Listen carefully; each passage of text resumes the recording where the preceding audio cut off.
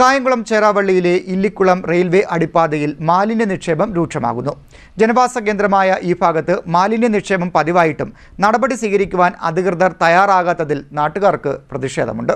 Kayamkulam ചേറാവള്ളിയിലെ Illikkulam railway അടിപ്പാതയാണ് ഈ കാണുന്നത്.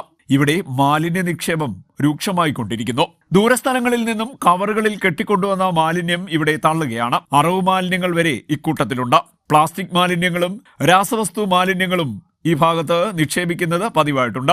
കായംകുളം നഗരത്തെയും ചേറാവള്ളി കൃഷ്ണമരം ഉൾപ്പെടുന്ന കിഴക്കൻ മേഖലയെയും ബന്ധിപ്പിക്കുന്ന പ്രധാന റോഡ് ഈ ഭാഗത്തൂടെയാണ് കടന്നുപോകുന്നത്. കായംകുളം നഗരത്തിൽ ഗതാഗത കുരുക്കുണ്ടാകുമ്പോൾ സമാന്തര പാതയായും ഇവിടം ഉപയോഗിക്കപ്പെടുന്നുണ്ട്.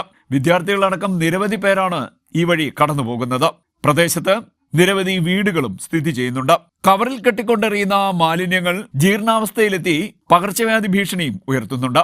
മഴ പെയ്താൽ ഇപ്പോഴും നേരിയ തോതിൽ വെള്ളക്കെട്ടുണ്ടാകുന്ന അടിപ്പാതയാണിത്. മാലിന്യങ്ങൾ കൂടിക്കിടക്കുന്നത്, വെള്ളത്തിൽ കലരുന്നത് വലിയ ആരോഗ്യ പ്രശ്നങ്ങൾക്ക് ഇടയാക്കുന്നുണ്ട്. വിഷയത്തിൽ അടിയന്തരമായി ഇടപെടൽ വേണമെന്നാണ് നാട്ടുകാർ ആവശ്യപ്പെടുന്നത്.